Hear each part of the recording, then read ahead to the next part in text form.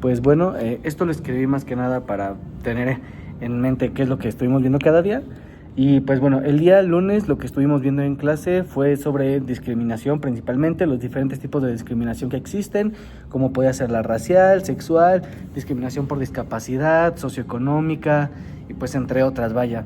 Y algo que me dejó pensando mucho este día es cómo cuando algo es ajeno a nosotros, tendemos a rechazarlo, y cuando esta diferencia se encuentra en otras personas, tendemos a discriminarlas consciente o inconscientemente por el simple hecho de que son diferentes a nosotros en alguna de estas cuestiones o en cualquier cuestión en general. Y lo que pasa es que muchas veces tenemos este tipo de conductas tan normalizadas que no nos damos cuenta de que estamos siendo discriminativos o discriminantes. Como lo podría ser en el ejemplo de la palabra naco, es una palabra que muchos utilizamos, incluyéndome, utilizamos de manera diaria sin darnos cuenta que pues es una palabra que se usa de manera peyorativa para insultar, y a pesar de que la palabra ni siquiera tiene un origen como insulto, nosotros nos encargamos de construir esta imagen y este constructo social de que decir naco es un insulto, es para humillarte, para sobajarte, para hacerte sentir menos, y al final del día es algo que discrimina a un sector de la población. Otro ejemplo que utilizamos es, por ejemplo, el decir vieja. Vieja lo utilizamos tan naturalmente, y si nos ponemos a pensarlo está horrible, es una expresión que suena muy feo y eso es solo para describir a una mujer, para referirnos a una mujer. O cuando también nos decimos puto, de que no seas puto, estamos siendo discriminantes ante un sector de la población, y solo porque sí, y lo tenemos tan normalizado que no nos damos cuenta de la gravedad que tiene. Ese día yo me cuestioné algunas acciones inconscientes que yo llevo a cabo en mi día a día que al final del día son discriminantes, y creo que es un ejercicio que es muy importante que hagamos todos, más que nada para darnos cuenta de el tipo de acciones que tenemos normalizadas, poder deconstruirnos y hacer algo al respecto. Lo que estuvimos haciendo el día martes fue prácticamente escuchamos una ponencia, pero hubo también algo de debate dentro de la clase. Esta ponencia fue sobre identidad sexual, sexualidad, orientación sexual, vaya, todo lo que engloba la identidad sexual, lo estuvimos viendo, cuestiones de género también. Y ese día yo me mantuve bastante activo durante la clase, participaba de manera activa, incluso yo llevaba la máscara del santo, y se me hizo algo gracioso, porque al estar participando preguntaban cosas que yo considero que son necesarias saber ya sobre identidad sexual, más que por saber de la comunidad, para conocerse uno mismo, cuestionarse, pues si a lo mejor no te gustan otro tipo de cosas, explorar este tipo de nuevas ideas sobre la sexualidad. Pues yo considero que es importante, pero me di cuenta que ese día el salón no interactuaba, no decía nada. Preguntaban, ¿alguien sabe qué es pansexual? Nadie sabía. ¿Alguien sabe qué es asexual? Nadie sabía. Y yo creo que ya vivimos en una época en la que ya es algo normal, ya es normal platicar de esto, ya no es un tema tan tabú, ya no es... Y aún así los jóvenes siguen sin involucrarse en este tipo de conversaciones. Había algunas personas que sí se involucraban, pero ese día me quedé muy consternado viendo la poca participación estudiantil que hay respecto al tema. Lo único en lo que se logró ver como una participación social mayor fue cuando se debatió sobre si las mujeres trans deberían de ser admitidas en categorías femeninas en los deportes, y ahí sí, ya algunos opinaban. Y aunque es un tema que es bastante controversial, que no es ni blanco ni negro, sino que es una escala de grises, pues la gente que opinaba o se iban a un extremo o se iban al otro, cuando pues en realidad hay que poder dialogar. Obviamente de estos extremos se puede llegar a un acuerdo, ¿no?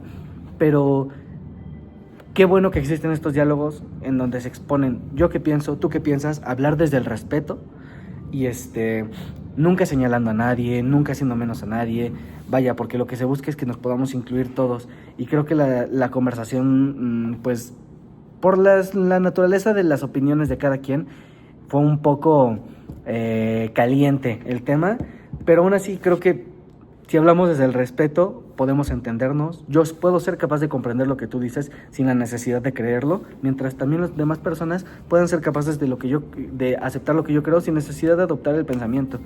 Entonces me gustó mucho que haya habido ese pequeño debate, si se puede llamar así, que en realidad solo fue una demostración de opiniones. Y pues también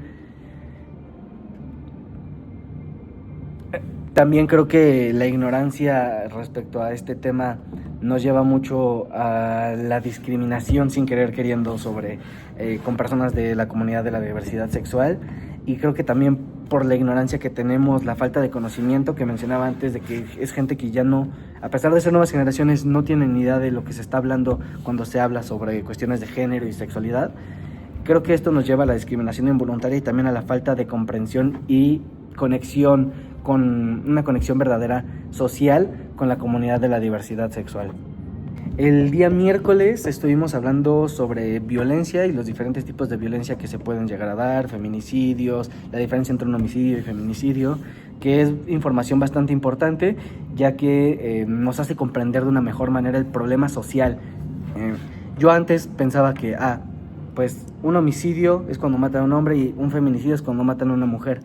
Y en realidad no, un feminicidio sí y no, porque el feminicidio es un crimen de odio, es cuando se hace con odio solo por ser mujer. Y el homicidio, en realidad, yo antes pensaba de que pues debe haber un término similar para cuando matan a hombres, pero no matan a los hombres por ser hombres. En realidad no hay un término como tal que sea el machocidio, sino que es entender que es una problemática social, histórica, sistemática, que no podemos evadir y que es necesario poder catalogar, poder hacer algo al respecto, informándonos para poder cambiar algo, porque lo que los problemas que no vemos de manera consciente, que son inconscientes, es imposible que hagamos algo al respecto, pero cuando lo inconsciente se vuelve consciente, entonces ya podemos hacer un cambio de verdad tangible. Y también ese día estuvimos viendo el video de la bruja Texcoco, que me llamó mucho la atención, ya que yo soy originario de una localidad muy cercana a Texcoco, y me impresionó mucho cómo, pese a ser una zona que es extremadamente machista, muy homofóbica, cómo aún así hay personas que logran florecer con todo, aunque toda la sociedad, todo el contexto esté en contra de esas personas, logran florecer, logran encontrarse, y me dio mucha felicidad ver ese video.